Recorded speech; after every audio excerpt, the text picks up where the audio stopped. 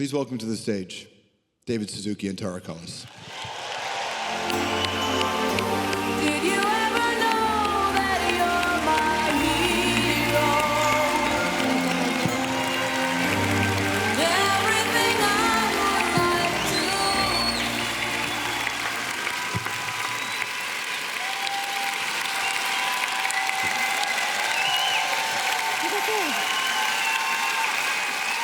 Thank you.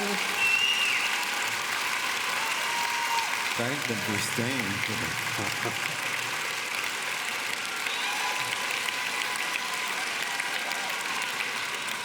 Thank you, everyone. I feel like I'm in the arms of the angels. I really do. And I have to say, you guys are our angels.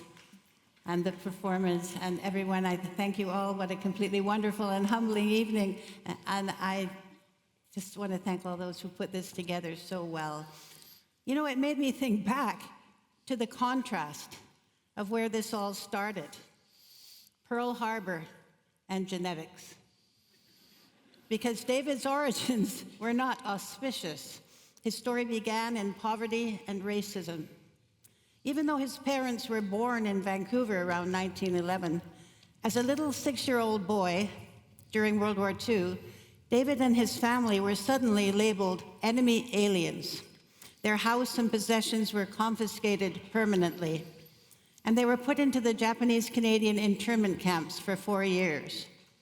At the end of the war, the family was kicked out of British Columbia and sent to Ontario, where David worked as a 10-year-old child laborer on a fruit farm.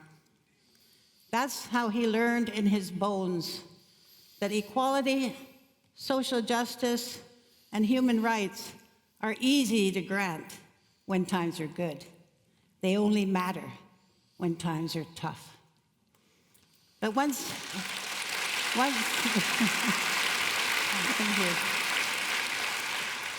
he got to go to a proper elementary school and high school in Ontario, David studied hard, and he won a scholarship to a top American college. And there he fell in love with science, especially genetics. The anguish he felt to discover that Hitler's angel of death, Dr. Mengele, used beautiful genetics to justify racism and genocide taught David another lifelong lesson, that science is a double-edged sword and must be used with wisdom for the common good. Most of you know David as a TV personality, but when I met David 55 years ago, he had just been named top scientist in Canada under the age of 35. It's true. He had the biggest genetics lab in Canada. He was secretary of the Genetics Society of America. And when the American Jeffrey Hall won the Nobel Prize in Physiology and Medicine a few years ago, he was asked who his heroes were. And Jeffrey named the Canadian scientist, David Suzuki, saying his work was crucial. His approach and accomplishments in Drosophila were genuinely sensational. So David is a scientist at heart. He felt science was too important, too interesting to be left to industry and business and the military. The public must have the chance to get excited, to understand the issues, to support basic science, and be equipped to push politicians to good decisions. Over time, he realized the changes necessary if climate change, habitat destruction, and the decline of the oceans are not to overwhelm us. And he learned that a very different attitude to nature is practiced universally by Indigenous peoples around the world, people who've proved what attitude to nature works, what it takes to survive and thrive for millennia. And somehow, you, the Canadian people, wanted to hear that message, and so did others. So The Nature of Things was broadcast in 80 countries, and it's the longest-running science show in the world.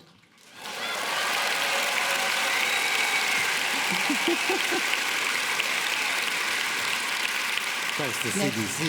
And thanks to Canada, there's no show like that in the United States. The important thing to know is he did not do this by himself. The whole CBC helped him. Greystone Publishing helped him. There's 60 books. The David Suzuki Foundation helped him, I'll say. First Nations helped him. Enviro Allies helped him. But most important, the Canadian public helped him. It's been an amazing story. And I've come to realize it's because you and I share his goals. We see him as a means to achieve things that we know are important. He's become a sort of figurehead that Canadians have nailed to the prow, but we, all of us, built that boat, and we're rowing it. It's true. Now, it's not easy to be a galley slave in that boat. But it's not easy to be a figurehead out in front either, eyes wide open. Carol Taylor told David once, "Everything you've warned us about turned out to be true." Food for thought. Tonight, I thank you for building that boat. It's a lifeboat, and for rowing the very best you can. Thank you. David?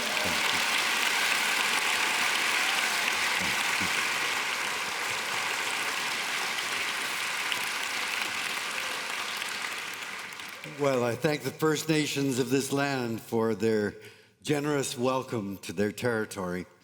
Gosh, it's been a long night, and I was told, please keep it short, but I'm the last person on the menu, so what the hell? Oh, no. Not an hour and a half. Thanks to everyone for this wonderful evening. There are far too many names to mention. This incredible night took so much effort from all of the performers who gave generously of their talents and time, from the sponsors who contributed financial support, the people backstage who made all of this work.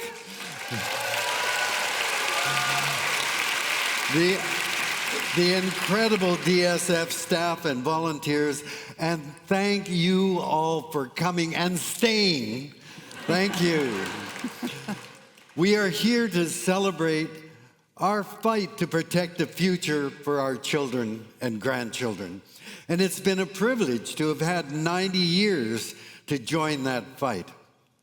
Now, I'm sure he doesn't remember, but in November 1992, I called Al Gore the day after his election to congratulate him. And I asked him, what can people like me do to help people like you get elected to office?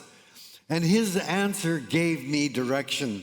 He said, don't look to politicians like me. Go to the grassroots. Convince them there is a problem. Provide solutions and get them to demand change. Then every politician will jump on the bandwagon.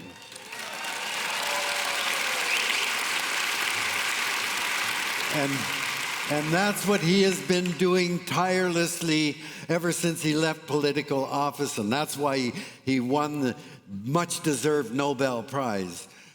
Unfortunately, Al, Donald Trump followed your advice with the MAGA crowd. But that's okay, you're still right. I asked Jane Fonda years ago how she was able to stand the enormous, terrible attacks on her for opposing the Vietnam War. And she answered simply, I never felt alone. That said it all. Her celebrity enabled her to get to the media and get media coverage, but she always knew she was part of a much bigger movement. I was privileged to host The Nature of Things that reached Canadians, millions of them over the years. But it wasn't just me carrying the burden of the entire fight and the attacks that were made. I said at Stephen Lewis's memorial last month that the measure of a life is not in the wins and losses, in the successes or failures or accumulated wealth. But in the values and the actions by which one lived. And I hope that is the way my 90 years will be assessed. You see, we are at a remarkable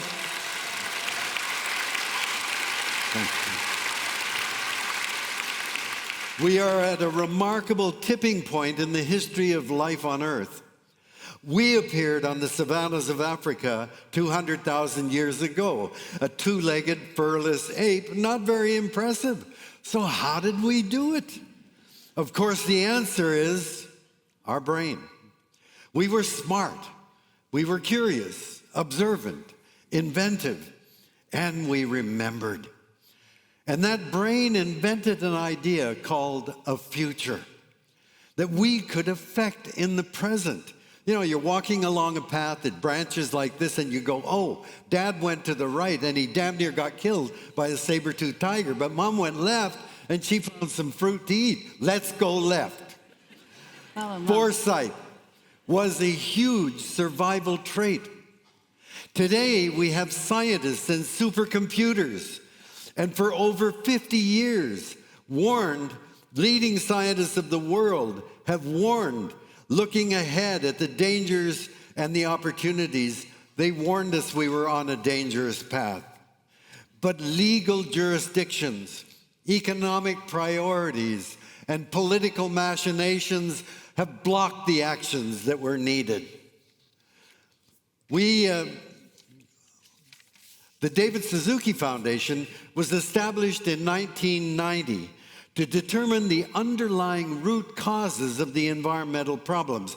Because often after dams, clear-cut logging, and drilling for oil were successfully stopped, years later, the very same issues popped up again.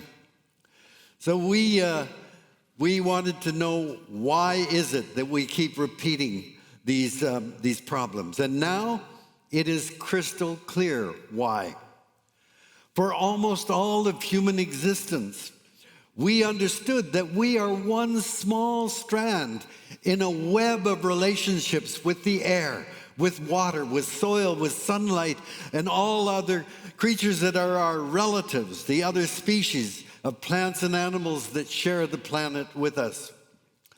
In ceremony and rituals, we constantly acknowledged this relationship, thanking our Creator for nature's generosity and abundance, and promising to act in a good way to ensure her continued generosity. And this is still practiced in many indigenous cultures today. But in the dominant culture of which we are a part, we lack this reciprocity, taking without responsibility, because we believe we are supreme over the planet. We forget that we are animals, terrestrial, air-breathing mammals, because technology enables us to exceed all of the limits of our biology. Machines amplify our muscle power. We can fly faster than the speed of sound. We can dive the deepest oceans, escape gravity, and live in outer space. Imagination seems to be the only limit, and now we've got machines that can imagine for us at the speed of light.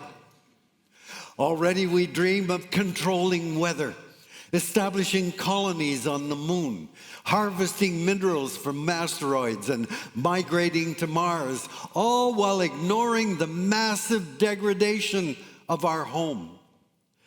We must return to an ancient relationship with the earth. Laws, the economy, politics are all human constructs, so they can be changed. They were designed to shape, guide, and constrain our behavior and actions, but ignore the reality that our very existence and well-being rest on nature. If we don't have air for 3 to 4 minutes, we die. If we don't have water for 4 to 6 days, we die.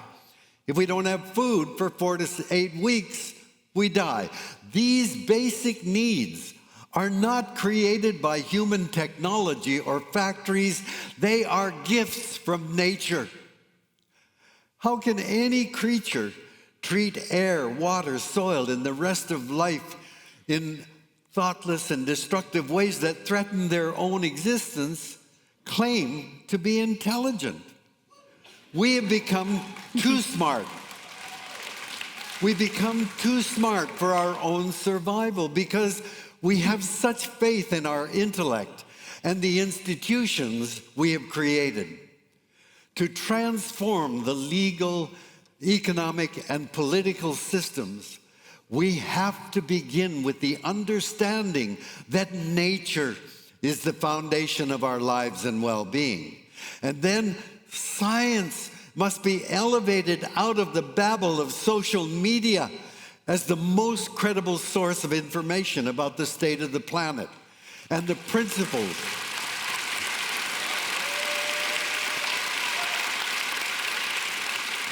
and the source of the principles underlying ecological sustainability.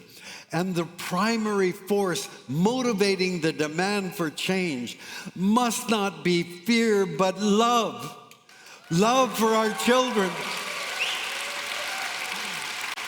Love for our children and grandchildren. Love of community and love of the planet from which we are created. Thank you for joining me this evening.